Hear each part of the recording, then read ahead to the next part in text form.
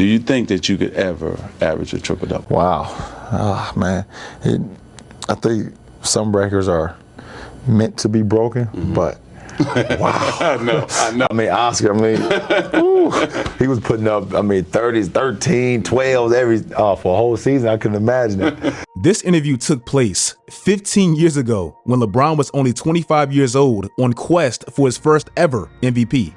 Now, that season, Bron was averaging a very respectable 28, 7, and 7. And if you look at the season as a whole, he led the league in triple-doubles with 7. 7 triple-doubles led the NBA back then. This season so far, going on 40 years old, LeBron already has 5. In 13 games this year, going on 40 years old, he's damn near had a triple-double in half of them. And if you look at the list as far as triple-double leaders this year so far, he's damn near at the top. But LeBron is not really who I want to talk about. We know he's great and he defies longevity. I want to talk about the player that's actually at the top, Nikola Jokic. Last year, right before Russ, the triple-double king, played Jokic, he said this as far as their triple-double comparisons. Nikola Jokic, a guy who's like you, just a triple-double monster. Let's say nobody like me. I'm on your side. Nobody like me. We're gonna stop that right there. Nobody like me. Nikola's a hell of a player, but he's not me and I'm not him. I saw this tweet last week, and it basically said Jokic is getting all this recognition for something Russ did nightly. And to be honest, they're right. Russell Westbrook averaged a triple-double for 4 out of 5 years, and that's not easy. Given his height, his size, and how big the league is, that's insane. But now, ironically enough, Russ's teammate is now doing something that we didn't even think Russ can do. And to be honest, he's doing it at a level even past Russ. I know we are so tired of Nikola Jokic winning every single MVP. They can't even brand or market anybody new because arguably the most boring player keeps winning it. But so far, this year, more than ever, this man is earning it. Right now, Nikola Jokic is leading the NBA in assists and rebounds. That's never been done. These are the highest averages with assists since the 2000s. As you can see, Russell Westbrook is on the top of that list. And then there goes Nikola Jokic. And what also makes it so special with how Nikola Jokic is doing it is how efficient he's been.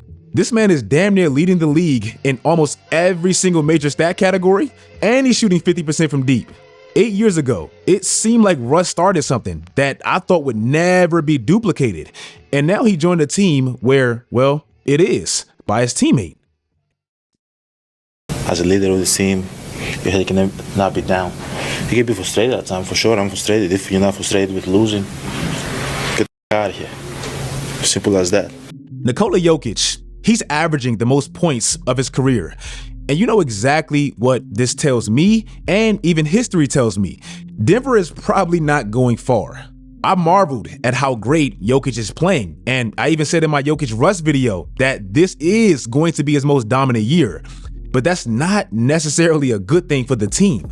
Jokic this year, he's averaging 38 minutes a night. That's second in the league and significantly more than he's ever had. If you look at Nikola Jokic's last 5 years, these are his highest points per game by year, and this is where his team ultimately finished. When the best player on the planet averaged his least amount of points, the team won a championship.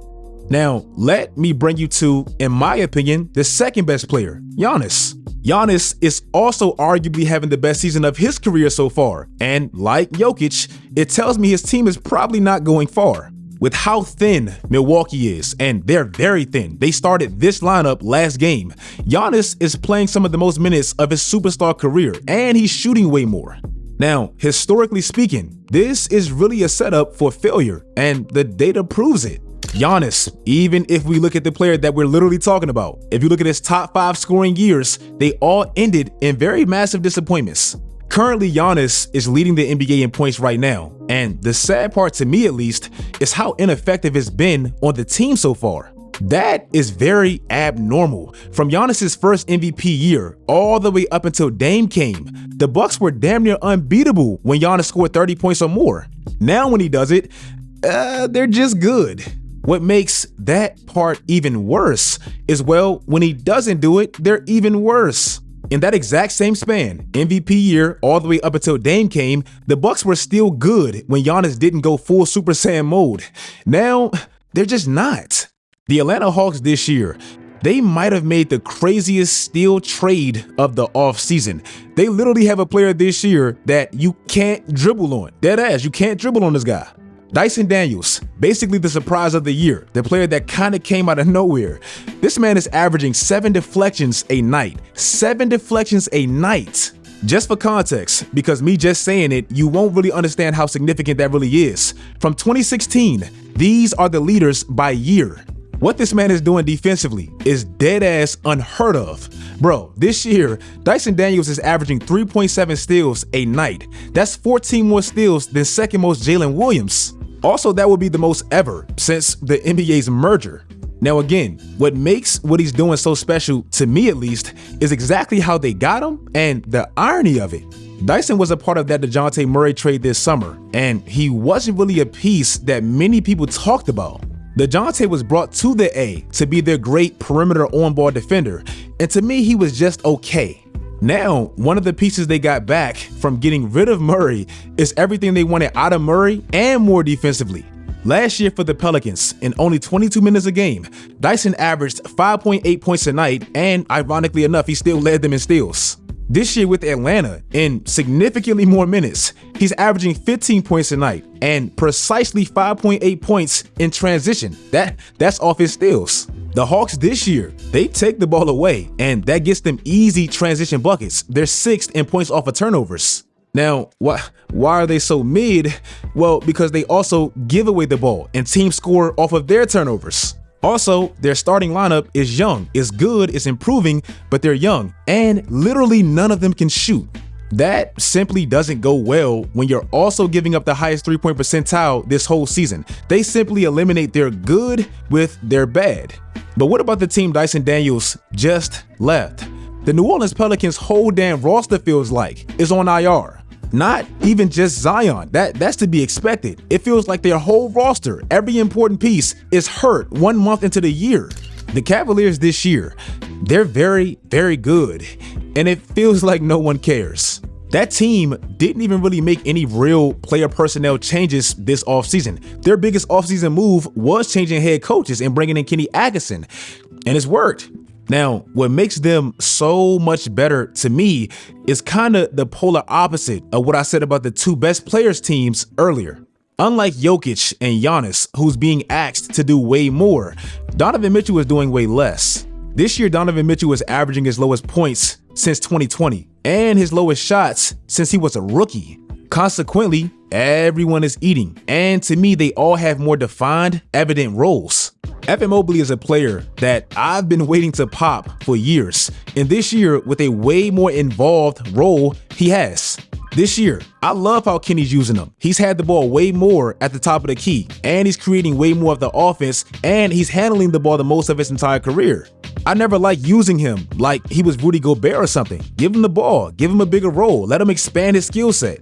That's why now, in the least amount of minutes he's ever had, he's still averaging his career high. Darius Garland, a player that I was kind of questioning around the summer, and I know he had injuries and all that last year, but I was still wondering, is he really a piece that fits on this team? Well, so far this season, he can't miss, and he's been way better around the rim. Why? Obviously, he's healthy, and Kenny gets him way more involved and is way less Donovan. Darius now has the ball in his hands, the second highest of his career, which is only behind the season right before Donovan came. Also collectively, with everybody touching the ball a lot more now, they just can't miss. They're shooting 52-42 splits. When everybody is shooting that well and they defend like they always have, you're just going to win a lot of games. And lastly, the Knicks. And I know their bench isn't necessarily the greatest, but come on, bro. Come on. 3 of the top 8 players as far as minutes per game this year are all New York Knicks. I like Tibbs, but that is a proven Tom Thibodeau specific playoff recipe for failure and injuries. If you guys like this video, if you made it this far, comment the biggest surprise so far of the season. To me, it gotta be Dyson Daniels. Like, I know the Cavs are good, but this dude came out of nowhere. Follow my social media sites, turn on post notifications, do all that great stuff, guys. And until next time, as always, stay tuned.